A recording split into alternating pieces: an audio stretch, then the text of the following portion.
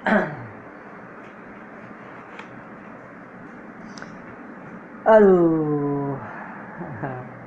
Assalamualaikum warahmatullahi wabarakatuh. Kembali lagi sama gue YouTubers ganteng Firlangga Kadifa di Viga Channel.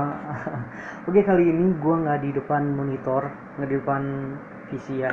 Jadi gue kamar biasa yang bisa gue buat video. Nah, jadi kali ini gue ditemenin sama dia, Diego, pernikahan kesayangan gue, yang pernah diajak outset ya. Tapi videonya gue nggak masukin karena takut gue masukinnya juga banyak banget hal-hal mistisnya. Gak bohong, jadi itu videonya gagal total. Ada sih, tinggal gue masukin, temen gue nggak masukin, udah lama banget itu videonya. Jadi kali ini gue mau ngejelasin beberapa 7 museum. Jadi gue ngambil beberapa museum, 7 museum yang dianggap angker, terus yang dianggap mistis lah pokoknya ya. 7 museum yang dianggap angker di Indonesia.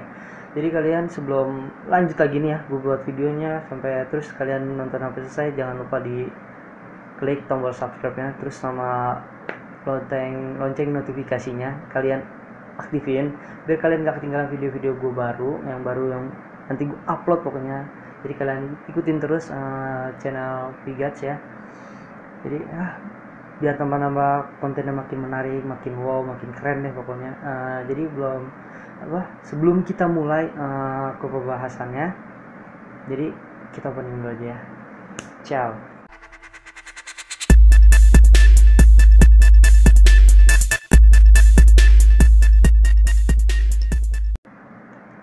Nah, oke, kita langsung mulai aja.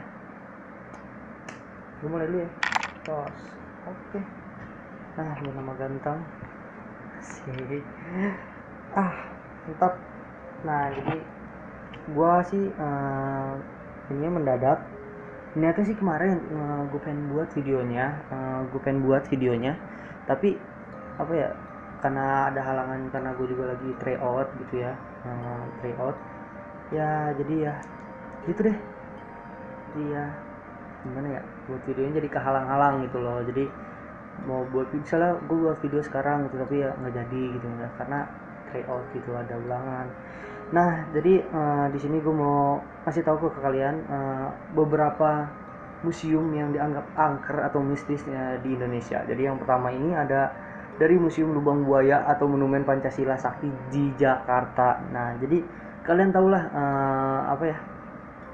Museum Lubang Buaya pasti udah sering banget lah gitu dengar namanya ya, Museum Lubang Buaya. Wah, ini pahlawan pasti kalian tahu lah pasti ya. Nah, jadi di sini selama 20 tahun setelah Indonesia merdeka, tepatnya pada tanggal 30 September 1965, terjadi insiden yang membuat kita mengibarkan bendera setengah tiang hingga saat ini. Nah, aksi pemberontakan ini disingkatnya 30 SPKI ya, pada 30 September Partai Komunis Indonesia G30 SPKI. Nah, ini merenggut 7 nyawa jenderal pahlawan revolusioner yang dikubur dalam lubang buaya. Nah, setahu gue sih cerita singkatnya itu jadi ada beberapa pahlawan yang dimasukkan ke dalam lubang ini, dijadiin satu, ditumpuk jadi satu mayatnya. Ya, gue kalau nggak salah itu nonton filmnya itu umur berapa ya, gue lupa, 10 kalau nggak 12 tahun itu gue umur pas lagi nontonnya itu. Nah, untuk mengingat untuk mengingat kejadian naas tersebut, patung replika, nah dia ini langsung dibuat patung replika. Yang paling gue senengin itu yang hampir banget mirip namanya sama gue, pahlawannya itu Pierre Tendean kalau nggak salah ya, bener, Pierre Tendean. Kalau gue Pierre, kalau dia Pierre Tendean. Nah, itu pahlawan yang mungkin gue bangga juga lah, hampir sama nama gue sama pahlawan tersebut, almarhum pahlawan tersebut. Nah, patung replika ini dibangun di museum ini. Banyak pengunjung yang merinding ketika menyaksikan patung. Nah, bener sih emang merinding gitu, apalagi masuk ke dalam patung replikanya gitu, kita lewat. Gue ngeri banget deh itu pokoknya patung replika. Nah, lubang buaya itu entah merinding karena ngeri atau ada hal-hal lain yang ya mungkin gangguan hal lain gitu ya, gue nggak tahu juga. Jadi Ya pokoknya sih pernah gue jelasin ya waktu itu, jangan frontal pokoknya kalau di tempat-tempat. Nah ya, itu deh pokoknya. Nah jadi Museum Lubang Buaya ini terdapat di Jakarta, tempatnya di Jakarta ya. Jadi ini tuh mengingat jasa para pahlawan. Nah ini yang pertama dia. Sekarang yang kedua kita langsung ke Museum Pos Indonesia di Bandung. Nah terletak di belakang Gedung Sate. Nah Gedung Sate Bandung, kalian tahu lah Gedung Sate Bandung. Museum Pos Indonesia ini menyimpan berbagai macam koleksi perangko dari seluruh dunia, alat, surat-surat menyurat, hingga surat dari raja-raja pada masanya. Diklaim telah berusia ratusan tahun, tetapi bukan hal ini yang membuat seram. Nah, nilai mistis museum ini terletak pada patung-patung. Nah, jadi ada beberapa patung-patung yang melambangkan pekerjaan pos-posnya itu. Misalkan kan biasanya kalau pos itu lambangnya itu ada misalnya pakai helm warna oranye gitu ya, terus motor oranye kayak gitu kan ya. Nah terus di ruang patung ini terdapat di ruang bawah tanah. Oh jadi dia punya ruang bawah tanah. Gue belum pernah kesana juga sih ya, tapi gue baca aja artikelnya. Saat ditatap oleh seolah-olah patung tersebut juga menatap kita balik. Ya, emang benar sih kalau kalau patung replika itu kalau kita liatin kayak natap kita balik gitu, padahal mah enggak, mungkin itu karena dalam hati kita juga takut atau apa gitu ya, gue kurang tahu juga. Nah tersebut juga menatap kita balik. Bahkan ada cerita horor setempat yang mengatakan patung-patung ini bergerak pada malam hari. Percaya atau enggak ya gue nggak tahu karena gue belum pernah situ gitu loh. Nggak mungkin juga gitu gue kalau maksudnya gue masuk gitu untuk konten gue mau masuk nih ke dalam kantor pos bekas di Bandung. Nggak mungkin lah, pasti gue bakal bisa museum soalnya. Nah mungkin juga ya, jadi bukan jadi patung itu bukan natap kita gitu, jadi memang kebawaan kita udah hawa mistis di tempatnya juga sering dengar kata mistis. Jadi ya gitu deh pokoknya. Ya biasa aja lah gitu, bawa santai aja, soalnya kan itu museum buat mengenang apa aja yang ada di Indonesia gitu loh. Nah yang ketiga ini ada Museum Bahari di Jakarta. Museum Bahari ini menyimpan koleksi perahu yang dulu menjadi gudang penyimpanan rempah-rempah VOC ya kan. VOC ini biasanya di pelajaran di IPS atau apa gitu, gue lupa nih, soalnya nggak diajarin lagi gue gitu ya. Sejarah ya itu benar sejarah. Dan sejarah pelayaran Indonesia. Museum ini tergolong bangunan tua, suasana di dalamnya pun agak lembab. Nah menurut gue ini hantu-hantu itu setan misalkan, makhluk-makhluk halus ini lebih suka di tempat-tempat lembab. Misalkan yang pertama itu di kamar mandi. Nah itu sering banget gitu, makanya kenapa mandi itu nggak boleh lama-lama. Kita langsung masuk lagi ke ini. Menurut masyarakat sekitar sering terdengar suara aneh dari luar museum saat malam hari. Nggak tahu suara apa, nanti gue cek lebih jelasan lagi. Suara apa ya, mungkin ya suara mungkin kayak ketukan gini ya, kayak gitu mungkin ya, gue kurang tahu juga. Nah itu deh pokoknya. Daripada kamu apa lagi mulai dari suara isak tangis tawa. Suara isak tangis dan tawa. Waduh, ini Nona Kunti ya nih, ngeri juga kayaknya. Sampai derap langkah pasukan. Langkah maksudnya kayak langkah gitu. Namun cerita ini tidak menghalangi ramainya pengunjung. Iyalah, karena kan ini museum, cocok banget dikunjungi sama anak-anak biar tahu semuanya gitu loh ya. Kayak kalangan gue dari anak-anak sampai remaja gitu, sampai orang tua pun bisa juga, karena biar tahu apa aja sih yang udah ada di dalam museum itu sampai dibuat museum, sampai dikenang kayak gitu loh.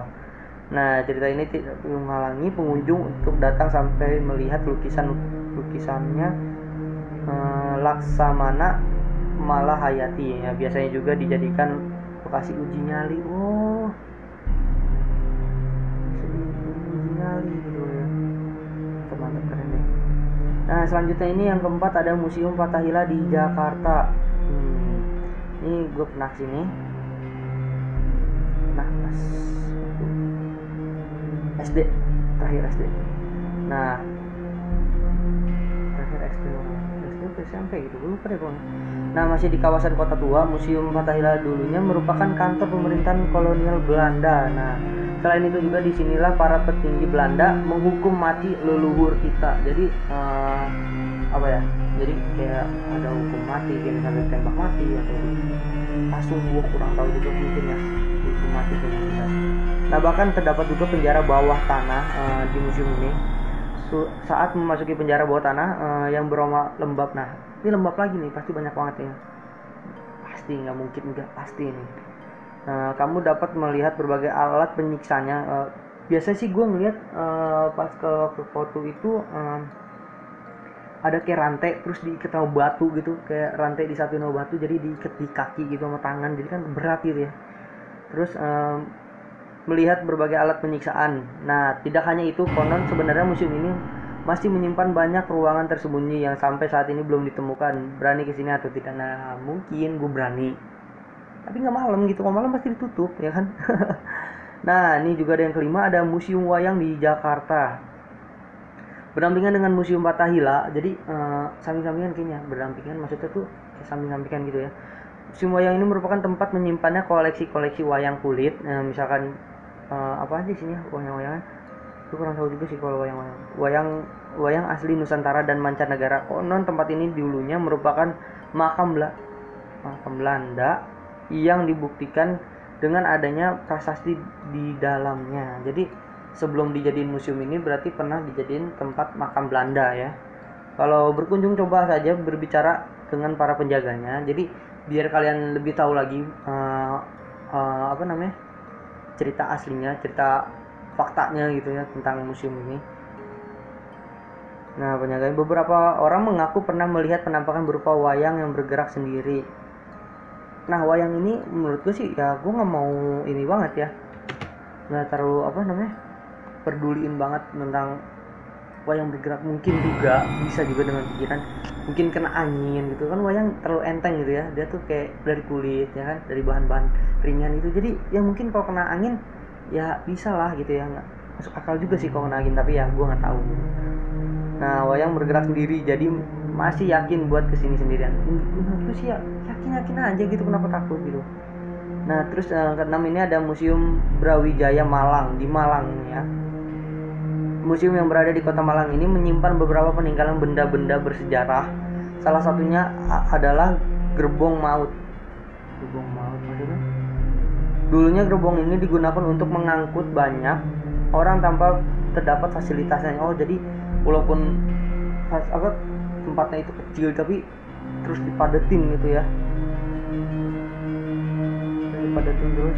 Gerbong maut dulunya gerbong ini fasilitas, sehingga setelah sampai di tempat tujuan banyak yang kehilangan nyawa karena kehabisan. Oh jadi mungkin gerbongnya ini tutup, jadi dipaksa masuk biar muat, biar sampai cepat gitu ya, nggak dengan lama-lama nunggu lagi. Terus bahkan lokasi Museum Brawijaya ini pernah menjadi latar tempat masih dunia lain. Oh masih dunia lain, berarti keren nih. Jadi makin penasaran Anda peninggalan ya museum. Ya, penasaran tapi jauh gitu Malangnya. Nanti kalau udah ada duit gue kesana. Nah yang ketujuh ini terakhir ini ada Museum Keprajuritan Jakarta. Nah dari luar bangunan Museum Keprajuritan Jakarta ini tampak kokoh banget ya, kayak prajurit kita ya. Nah kokoh yang terlihat seperti benteng yang dikelilingi air danau. Museum ini terletak di komplek Taman Mini Nasional TMII Taman Mini Nasional Indah Jakarta Timur. Berbagai cerita perjuangan rakyat Indonesia untuk mendapatkan kemerdekaannya tergambarkan di museum ini. Oh jadi tentang kemerdekaan itu ada di sini semua, mungkin ya sebagian ada di sini di Museum Keprajuritan Jakarta. Nah alur perceritanya dibuat dengan patung dan senjata-senjata replika yang dibuat semirip mungkin dengan asli. Saking miripnya, saat masuk ke museum kamu seolah-olah menjadi pameran utama dalam film Night Museum. Waduh, film apa ini anjir? Kamu akan merasa artefak mungkin artefak itu kayak apa ya, bangunan kuno kayak gitu ya, pokoknya itulah, gue nggak tahu lah pokoknya itu. Di dalam museum ini dapat hidup dan bergerak. Buset. Oh, jadi artefaknya bisa bergerak. Oh, jadi replikanya itu bisa bergerak sendiri gitu, kayak digerakin gitu. Kalau ini baru nih, nggak mungkin kalau kena angin langsung gerak gitu. Gue percaya kok begitu ya.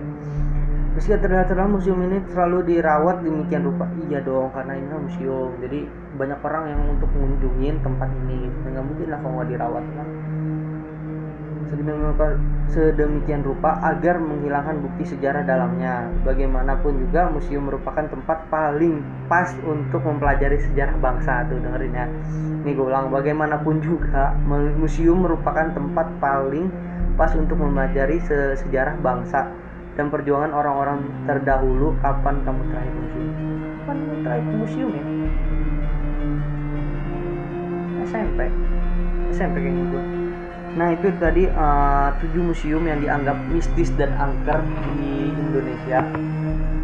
Di belum apa sih menurut gue itu belum semuanya. Nah mungkin nanti gue akan part keduanya lagi. Oke, jadi ini part pertamanya 7 museum angker yang ada di Indonesia. Mungkin selanjutnya nanti di part keduanya. Nah jadi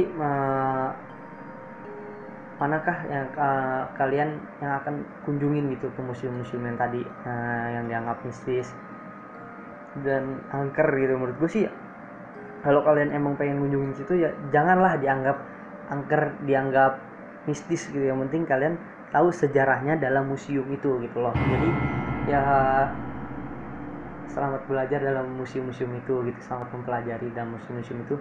Nah kalau kalian ingin tahu lagi dalam isi cerita dalam museum itu, kalian langsung tanya aja. Kalau ini kalian butuh pengawas dari penjaga museumnya, kalian bisa mungkin ya. Jadi mungkin nanti kalau misalkan gua mau ke museum, nanti gua buat daily vlog gua buat masukin ke konten gua juga nanti. Nah ini kemarin gua juga udah jalan-jalan ke villa. Nah itu gua daily vlog, gua pakai kamera teman gua, bukan kamera sih jatuhnya, GoPro teman gua. Jadi di situ gua nggak bawa persiapan sama sekali. Di situ gua juga berangkat mendadak, malam jam 8 gua baru berangkat karena gua nunggu motor juga. Nah nanti gua bakal upload juga videonya di YouTube gua. Jadi buat kalian jangan lupa like, comment, dan subscribe juga channel gua biar makin berkembang channel gua, dan YouTube gua konten-konten YouTube gua itu makin keren, makin wow, makin the best buat.